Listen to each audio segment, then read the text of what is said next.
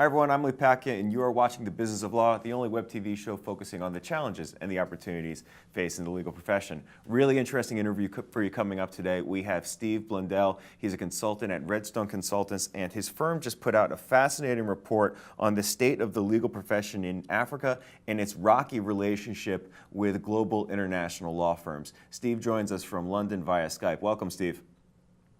Hello, Lee. Good to be with you.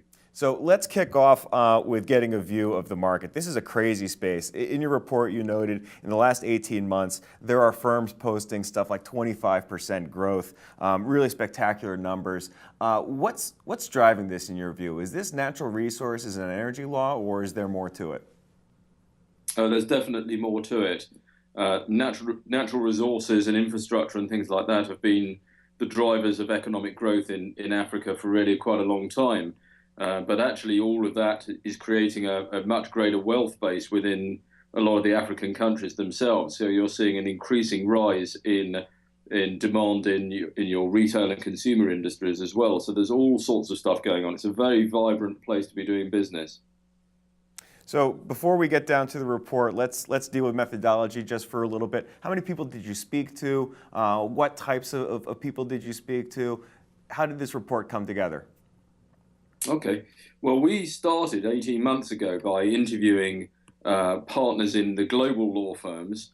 And for the most part, we sought out partners who either had responsibility for those firms' Africa practices, or if such a thing didn't exist, we spoke to partners who were doing quite a lot of personal business in Africa.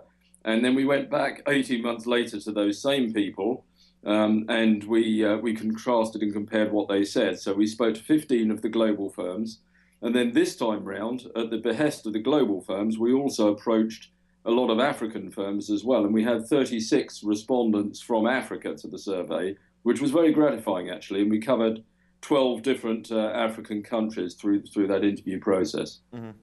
Yeah, so there is some sobering wording in this report, discussions of fee hogging, anger, disrespect between the international firms and the African players. These sound like very unhappy partnerships that we're seeing develop between the African law firms and the international law firms. Are they? I think that's probably a little unfair in the sense that, on projects and in many relationships, I'm sure that both parties would say they get along famously. But there is certainly an underlying tension, and that tension is born from the potential conflict that we identify in the report, which is the African firms trying to work out whether the international firms that they are so dependent on for their referrals, and typically these African firms will depend on somewhere between 30 and 75% of their fee revenue will come through that pipeline from the international referrals. So they're friends in that sense, but as the global firms are getting much more interested in Africa in their own right, so they become big time competitors of the African firms as well. And so when you ask the African firms who their main competitors are, the international firms are head and shoulders above any other player as competitors. And so some of the tension that we report in this report reflects that contrast and tension between the two players.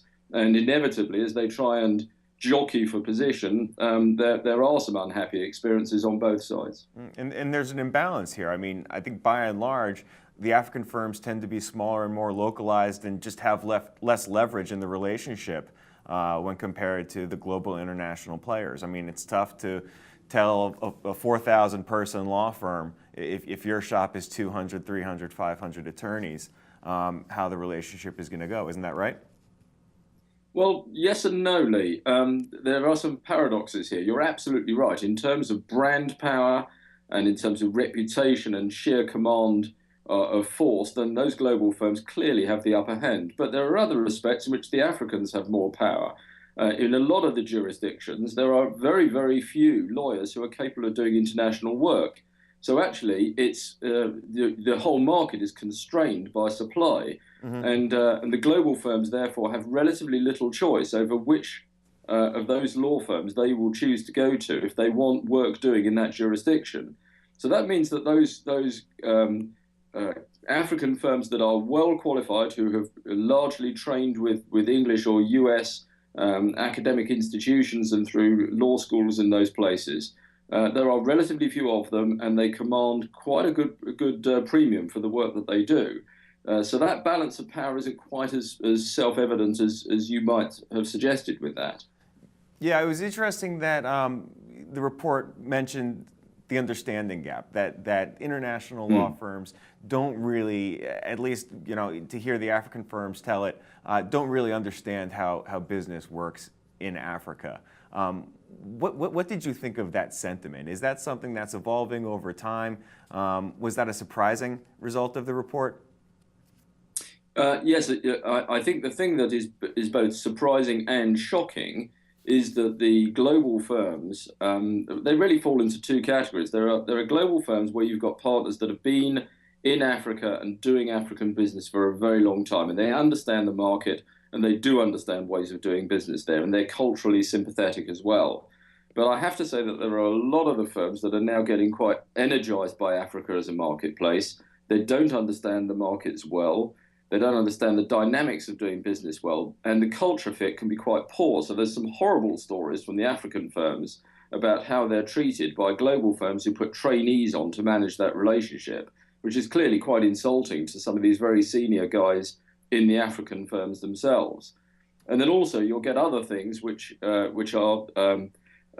deals that perhaps the global firms expect just to go swimmingly well. And of course, they hit all sorts of turbulence in that part of the world because the ways of doing business are much more fraught, much more complex, and therefore just the sheer expectations of the global firms that everything will be tickety-boo is quite often comes unhinged, and that can cause deals to fall apart unnecessarily, and so on and so forth.